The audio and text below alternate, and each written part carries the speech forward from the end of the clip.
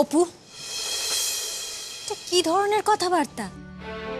তুই কি বড় হবি না বলতো? আরে বিয়ের পর এটা তোদের প্রথম অনুষ্ঠান, সেখানে তুই ওকে একা যেতে বলছিস? এখানে ওর মা বাবা থাকবে, পরিবারের সবাই থাকবে। কি কি ভাববে সবাই? ওর তো একটা সম্মান আছে নাকি? দেখ দিদি ভাই, তুই যাই বলিস আমি ওখানে যেতে পারবো না, তাই না? আমাকে বলিসই না। অপু, আমি যদি যেতে পারি তোর সমস্যাটা কোথায়? তুই যাবি কেন? আমাকে যে প্রমাণ করতে হবে মা, দিয়াকে বোঝাতে হবে যে অনুভবের জীবনে আমি আর নেই। ওদের মধ্যে কোনো অশান্তি হোক, সেটা আমি চাই না।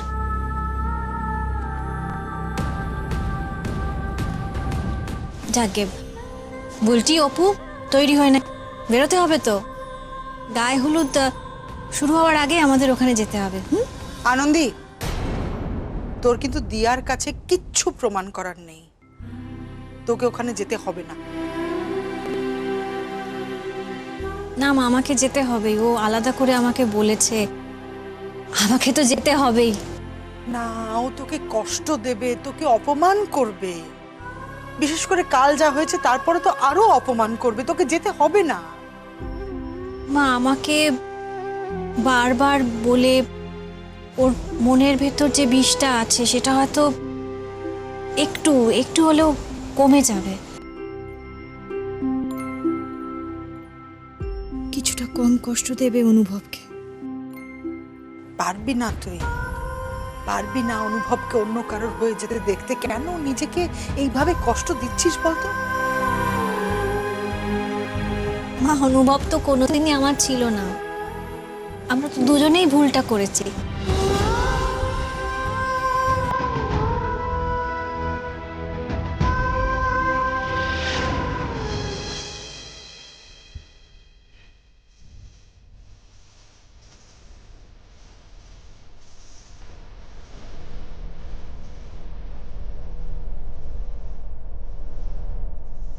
ও বিথি এসে গেছো?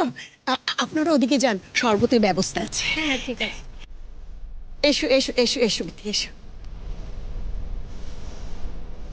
দাও আমাকে, দাও, আমি রাখছি।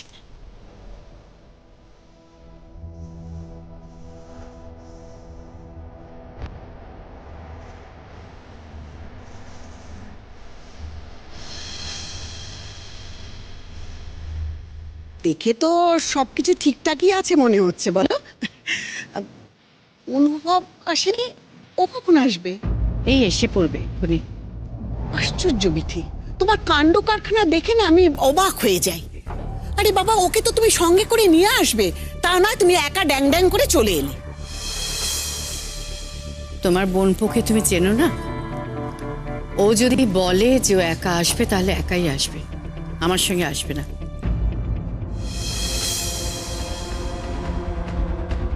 ওই তো এসে গেছে অনুভব।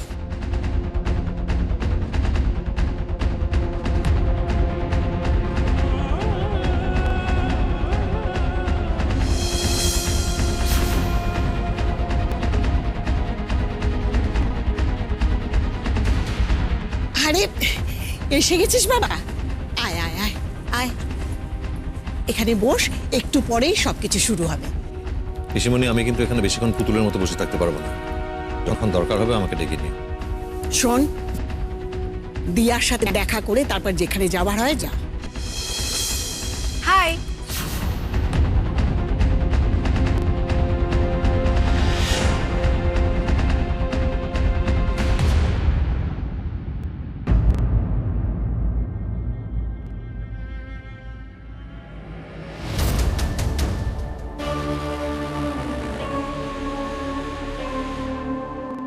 বিথি, ওরা এসে গেছে।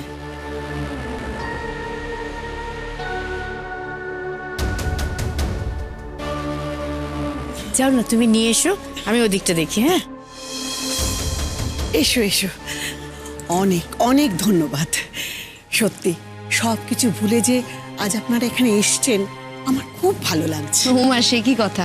আপনি নিজে গিয়ে আমাদের বাড়িতে নিমন্ত্রণ করে এসেছেন। আপনি হলেন বড়, আর বড়রা কিছু বললে তার সম্মান রাখার শিক্ষা আমার ফ্যামিলিতে আছে। একদম ঠিক কথা।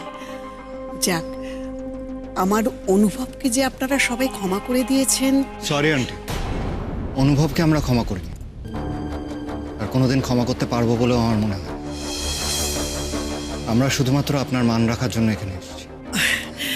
বেশ, ঠিক আছে, তাই সই। এসো, আসো, এসো, এসো।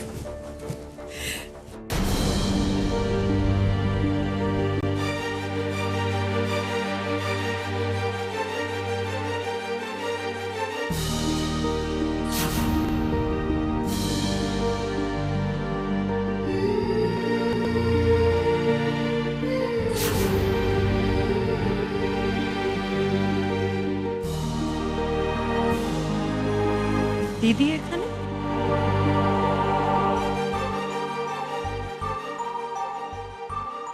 বলটি তোর মা দাদা ওখানে, যা গিয়ে একটু কথা বল। থাক না দিদি ভাই, থাকবে কেন? কি মনে করবে ওনারা? যা অপু, ওকে নিয়ে যা, যা। কোথায় যাওয়া হচ্ছে? কি অপু? সেই প্রশ্নের উত্তরটা দিতে বোধহয় আমরা বাধ্য নই। অপু, চলো।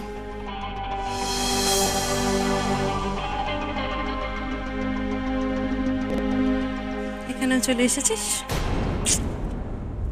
এখানে এসে কি প্রমাণ করার চেষ্টা করছিস তুই? যে তুই কতটা বড়, কতটা মহান, কতটা মহৎ যে নিজের প্রেমিকের বিয়েতেও আসতে পারিস।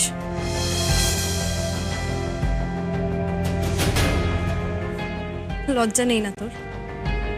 বুঝতে পারছিস না তুই না যে এখানে এসে নিজেকে একটা হাসির খোরাক তৈরি করছিস?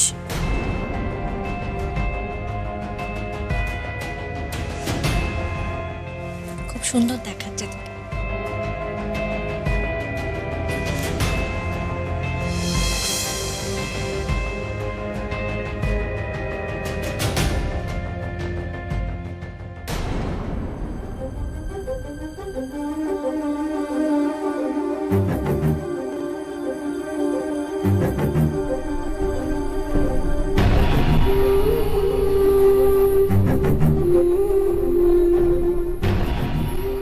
না, আর না, আজ আর কোনো ভুল না। আজ অনুভবের সঙ্গে কোনো কথা বলা যাবে না। আমি তোমাকে বাদে কখনো কাউকে ভালোবাসিনি, ভালোবাসি না, আর বাসবো না। আমি জানি অনুভব, তোমার খুব কষ্ট হচ্ছে। তোমাকে এইভাবে কষ্ট পেতে দেখে আমার ভালো লাগে না। ঠিক আছে, আমি আর যাব না তোমার সামনে। মাফ করে দেওয়া যায় কি?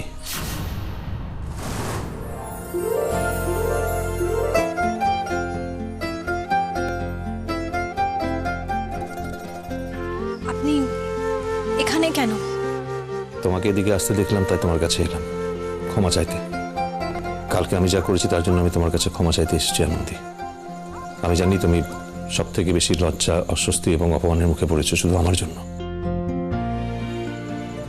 আমি সত্যিই বুঝতে পারিনি আমার কালকে কি হয়েছিল। আমি নিজের উপরে সমস্ত কন্ট্রোল হারিয়ে ফেলছিলাম। আমার ভেতরে কোনো কিছু যেন বাদ মানছিল না, সব ভেঙে যাচ্ছিল। কিছু ভাবার ক্ষমতা আমার ছিল না আনন্দী। যদি পারো শুধু এটুকু বিশ্বাস রাখো, আমি কখনো তোমার কোনো ক্ষতি চাই না। অথচ আমি কালকে, I am very sorry Anandi. Doctor Maitra, আমি জানি যে আপনি কখনো আমার কোনো ক্ষতি চাইবেন না, কারণ আমি আপনাকে আমি জানি। আপনার ক্ষমা চাওয়ার আগে আমি আপনাকে ক্ষমা করে দিয়েছি।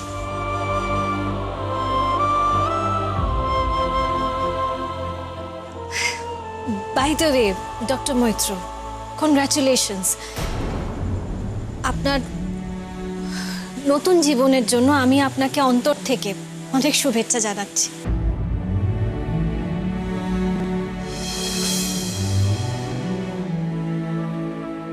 আমি আসি, এবার আমাকে যেতে হবে।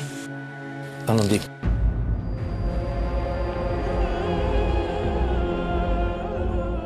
আর না, প্লিজ ডক্টর মৈত্র, আর না। আমি জানি আনন্দী, এর আগেও আমি তোমার উপরে অনেক অন্যায় করেছি, অনেক জোর করেছি তোমার উপরে, কিন্তু আজ শেষবারের মতো আমাকে জোর করতে দাও। যদি তোমার এটা অন্যায় মনে হয় তাও ওই জোরটা আমাকে করতেই হবে আনন্দী, আমাকে করতে দাও।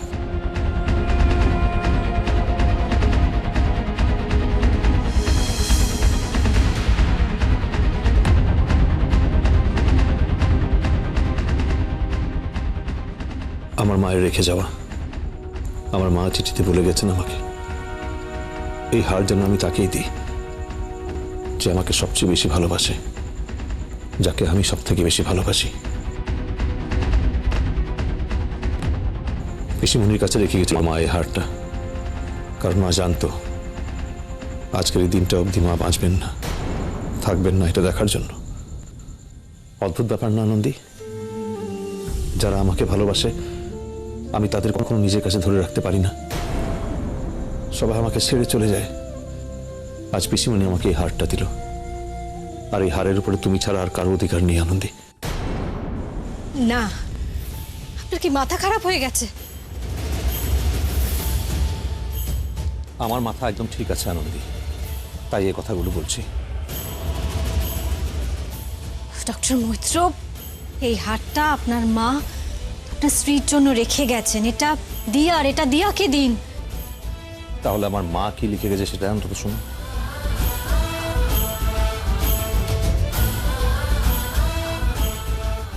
এই দেখো আনন্দী, আমার মার চিঠি, মাই লিখে গেছে। এটা সেই মেয়ের গলায় তুমি পরিয়ে দেবে নিজের হাতে, যে আমার ছেলেকে ভালোবাসে প্রাণ দিয়ে, স্বার্থহীনভাবে, যে আমার ছেলের জন্য তার জীবনের সব থেকে বড় ত্যাগটা করতে পারে, যাকে আমার ছেলে ভালোবাসে নিজের থেকে বেশি, স্বার্থহীনভাবে, আর যার জন্য আমার ছেলে ত্যাগ করতে পারে সবকিছু। না, এটা হতে পারে না। না আনন্দী, এটা করলে কিন্তু আমার মায়ের আত্মা শান্তি পাবে, প্লিজ। ডক্টর মৈত্র, আপনি কি বুঝতে পারছেন আপনি কি বলছেন? আনন্দী,